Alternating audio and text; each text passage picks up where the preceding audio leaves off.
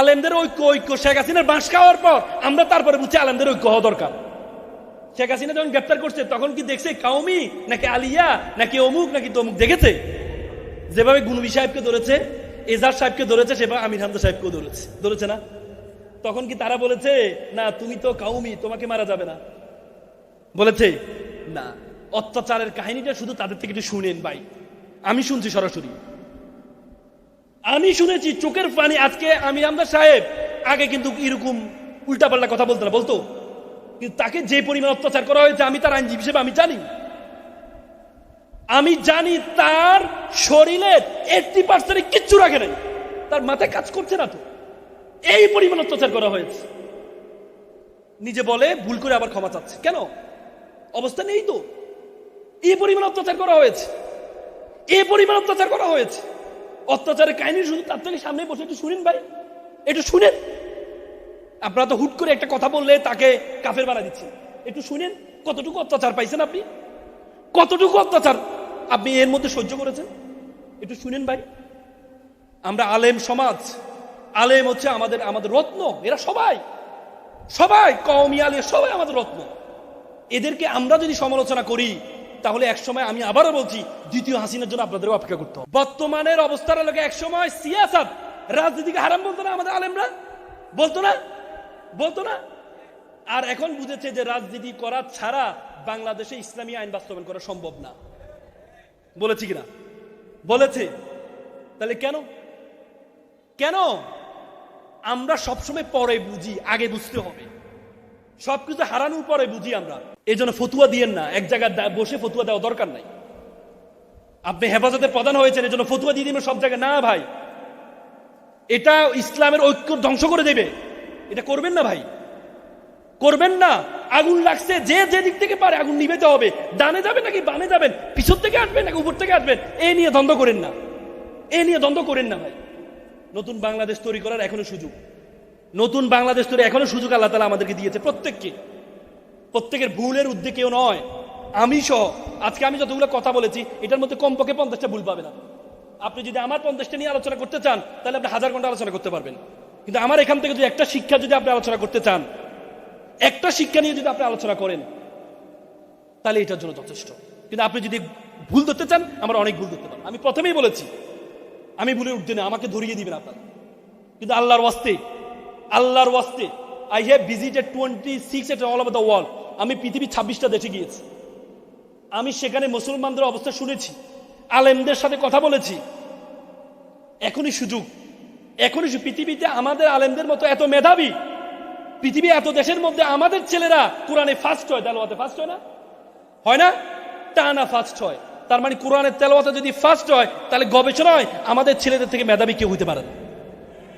কিন্তু আমরা তো কেউ একজন আগাইলে আর 5 জনে মিলে টানি। মানে হাডুডু আমাদের জাতীয় খেলা কেন? হাডুডু দেখবেন একজন আগালে 5 জন ধরে রাখে, আবার 5 জন দাঁড়িয়ে থাকলে একজনকে খোঁচা মারে, হা ডু, কিরে ভাই দাঁড়িয়েছে, খোঁচা মারে, হা ডু। এই জন্যই আমরা আলেমরা একজন উঠতে চাইলে আরেকজন টেনে ধরে রাখি না। টেনে ধরে রাখবেন না। আমাদের রত্ন, এক একজন রত্ন। মিজানুর রহমান আজহারী যেমন রত্ন, আমাদের এই কি বলে কুয়াকাটার হুজুরের নাম কি? হ্যাঁ, আমাদের রত্ন হুজুরের নামটা কি? হাফিজুর রহমান হুজুর। আমার খুব ভালো লাগে। এগুলো আমাদের রত্ন। সমালোচনা করবেন, সমালোচনা কখনো করবেন। হাফিজুর রহমান হুজুরের বক্তব্য শুনে কত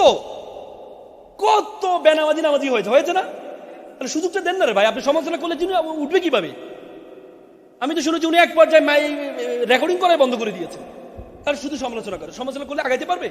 এক হুজুর আরেক হুজুরের বিরুদ্ধে, কোনো বামের বিরুদ্ধে করে না। এই জন্য আল্লাহর হস্তে আজকে এই প্রতিষ্ঠানে আমি এত কথা বলতাম না। আমি আসলে আমার প্ল্যান ছিল আমি একরকম, সত্যি কথা আল্লাহর কসম, আমি আলোচনা করার প্ল্যান ছিল একরকম, কিন্তু আমি চলে গেছি অন্যরকম। আপনাদেরকে দেখে, শুধু আপনাদের আবেগ দেখে। বিশ্বাস করেন, এই যে একটা আলোচনা আমার প্ল্যানের মধ্যে ছিল না। আমি চিন্তা করেছিলাম আপনাদেরকে কেরিয়ার নিয়ে কথা বলবো, কিন্তু আপনাদের অবস্থা দেখে আমার কাছে মনে হয়েছে যে আপনারা যেভাবে জ্ঞান নেওয়ার জন্য যেভাবে আগ্রহ দিয়ে পড়ে আছেন, আমি এই জন্যই বুঝি যে কওমি অঙ্গনে হুজুররা আলোচনা করতে এত মজা পায় কেন? কারণ তার ছাত্ররা, মনে রাখবেন, পৃথিবীর বড় বড় টিচারের বড় বড় ছাত্র হয়েছে, জানেন তো? এটা এরিস্টটলের ছাত্র কে ছিল জানেন? কে? প্লেটো। প্লেটোর ছাত্র কে ছিল? হ্যাঁ, সক্রেটিস। সক্রেটিসের ছাত্র ছিল এরিস্টটল, সক্রেটিসের ছাত্র ছিল প্লেটো, প্লেটোর ছাত্র ছিল এরিস্টটল। মানে বড় শিক্ষকের বড় ছাত্র। এই জন্য আপনারা এত মেধাবী হন, এই জন্য আপনারা এত মেধাবী হন। আল্লাহর ওয়াস্তে রাব্বানা আতিনা ফিদ দুনিয়া হাসানাতাও ওয়া ফিল আখিরাত, দুনিয়া এবং আখিরাতে হাসানা, দুইটাকে সমান্তরাল লাগাইতে হবে। শুধু একটা নিয়ে দৌড়ায় চলে যাবেন আর একটা পিছনে পড়ে থাকবে, তাহলে আপনাকে দিয়ে দেশের কোনো উন্নয়ন হবে না। এই জন্য এখানে যারা আছেন প্রত্যেকে চাকরি করার কেউ চিন্তা করবেন না, সবাইকে বলতেছি, কেউ চাকরি করবেন না। আপনাদেরকে এতদিন মাথা ঢুকিয়ে দেওয়া হচ্ছে গরিব থাকো। আল্লাহ রাসূল বলেছে কাযাল ফাকরু ইয়াকুনাল কুফরান, দারিদ্রতা মানুষকে কাফেরের দিকে ধাবিত করে, দারিদ্রতা মানুষকে কাফেরের দিকে ধাবিত করে। আপনি যখন আলী রাদিয়াল্লাহু তাআলা আনহু বলেছে দারিদ্রতা, এটা যদি কোনো মানুষের নাম হইতো তাহলে আমি তারা হত্যা করতাম, কারণ দারিদ্রতায় মানুষ কষ্ট পায়। আর আপনারা বলেন দুনিয়া দুনিয়া দুনিয়া দুনিয়া করো না, আখিরাত আখিরাত করো। আখিরাত করবেন, আখিরাত করবেন, কিন্তু আপনাকে দুনিয়া। আল্লাহ রাসূলের কাছে একজন সাহাবা আসেন, ইয়া রাসূলুল্লাহ আমি চিকনা হয়ে যাচ্ছি, আমার একটা দোয়া পড়ে দেন। আল্লাহ রাসূল তারা দোয়া পড়ে দিল। এরপর সাথে ইয়া রাসূলুল্লাহ আমি তো আরো চিকন হয়ে যাচ্ছি। বলছে তুমি কি দোয়া পড়ো? আমি বলি রাব্বানা আতিনা ফিল আখিরাতি হাসানাতাও ওয়া কিনা আযাবান নার। এই তো তুমি আখিরাতে হাসানাত, দুনিয়া হাসানাত আগে চাইতে হবে। আগে তো দুনিয়ার হাসানাত চাইতে হবে, তারপরে না আখিরাতের। আগে তো তোমার দুনিয়াতে পাঠানো হইছে রে ভাই, তারপরে তোমাকে আখিরাত। পৃথিবীর যত আমাদের ইসলাম ধর্মের যত বড় ইবাদত গুলো আছে, বেশিরভাগ ইবাদত কার জন্য? টাকাওয়ালাদের জন্য। হজ কার জন্য? গরিবের জন্য। যাকাত কার জন্য? কার জন্য? কুরবানি কার জন্য? সাদকা কার জন্য? তাহলে গরিব গরিব থাকো, টাকা কাকে দিবেন? পৃথিবীতে আমি অনেক দেশে গিয়ে খ্রিস্টান দেশে, খ্রিস্টান কোনো বড় ধরনের যে তাদের প্যাগোডা গুলো আছে, কোনো প্যাগোডা টাকা দিয়ে পরিচালনা করা হয় না। রাষ্ট্র দেশে অর্থায়ন করে। আমাদের দেশে কেন প্রতিদিন শুক্রবারের টাকা উঠাইয়ে করতে হবে? রাষ্ট্র পরিচালনা করতে হবে, রাষ্ট্র প্রত্যেকটা মসজিদ পরিচালনা করতে হবে, রাষ্ট্র মুয়াজ্জিনের বেতন দিতে হবে। 5,000 টাকা একটা রিক্সা চালক হতে হবে, মাসে 50,000 টাকা ইনকাম করে। তাহলে একজন মুয়াজ্জিন সারাদিন 24 ঘন্টা সে ডিউটিতে মুসলমানে এই মসজিদে, তাকে কেন মাত্র 5,000 থেকে 7,000 টাকা বেতন দেওয়া হবে? এটা আমাদের ধর্মকে অপমান করা হয়, এটা আমাদের ধর্মকে অপমান করা হয়। আজকে এই আলেমদেরকে, যারা মসজিদের ইমাম, তাদেরকে একটা প্রাইমারি স্কুলের টিচারের যেমন বেতন হবে, তার চেয়ে ডাবল বেতন কাকে দিতে হবে? মসজিদের ইমাম এবং মাদ্রাসা শিক্ষকদেরকে দিতে হবে। কারণ তারাই আমাদের দেশকে তৈরি করার জন্য। আপনি দেখেন বাংলাদেশে 5 বার দুর্নীতি চ্যাম্পিয়ন হয়েছে। কয়বার? 5 বার। যতজন দুর্নীতি করেছে তার মধ্যে কয়জন দেখবেন আপনার মাদ্রাসা ছাত্র? কয়জন পাবেন? বাংলাদেশ মাদকাসক্ত অ্যালার্মিং হয়ে দাঁড়িয়েছে, কয়জন মাদ্রাসা ছাত্র মাদক গ্রহণ করে? তার মানে বাংলাদেশকে সুন্দর করার জন্য তারা করে। আর আপনি সকল ফলাফল দেন কাকে? যাদের কোনো নৈতিকতা নাই, যাদেরকে টাকা দিবেন 100 টাকা, 99 টাকা খাই ফেলে, তাদেরকে আপনি দেশ তৈরি করার জন্য দেন। এই জন্য আপনাদেরকে প্রত্যেকে এক একজন, আপনি দেখেন আশারে মুবাশশারা যে 10 জন যারা জান্নাতের সুসংবাদ পেয়েছে, তাদের 8 জনই ব্যবসায়ী ছিলেন। কয়জন? আজকে জুবাইর ভাই উনি যদি চাকরি করতেন, হয়তো একটা কলেজের টিচার হইতেন না বিশ্ববিদ্যালয়ের টিচার হইতেন। কিন্তু তার অধীনে কতজন এখন চাকরি করে? কতজন? 100, 200, সামনে 1000 জন চাকরি করবে। এরকম উদ্যোক্তা তৈরি হতে হবে, এরকম উদ্যোক্তা তৈরি হতে হবে। আল্লাহর রাসূল খাদিজা, আল্লাহ তাআলা আল্লাহর রাসূলকে যত সিদ্ধান্ত, সব সিদ্ধান্ত আল্লাহর পক্ষ থেকে আসছে না?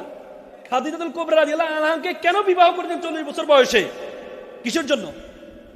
সেটিও আল্লাহর সিদ্ধান্তে। কারণ ইসলাম প্রচারের জন্য টাকা লাগবে, অর্থ লাগবে, অর্থ লাগবে, সেটি আমাদেরকে শিক্ষা দিয়েছে। এজন্য আপনাদেরকে সম্পদ উপার্জন করতে হবে উইথ মোরালিটি, নৈতিকতা সহকারে। সম্পদ উপার্জন করতে গিয়ে অনৈতিক হওয়া যাবে না, মাহরুম হওয়া যাবে, মানে হওয়া যাবে। কারণ প্রত্যেকটা ধনীদের সম্পদের মধ্যে কার হক আছে? ওয়াফিয়া মুআলিহিম লিসসাহিলিল মাহরুম, নাকি কি আছে? যারা ধনীদের সম্পদের মধ্যে কার আছে? হক আছে, গরিবের হক আছে।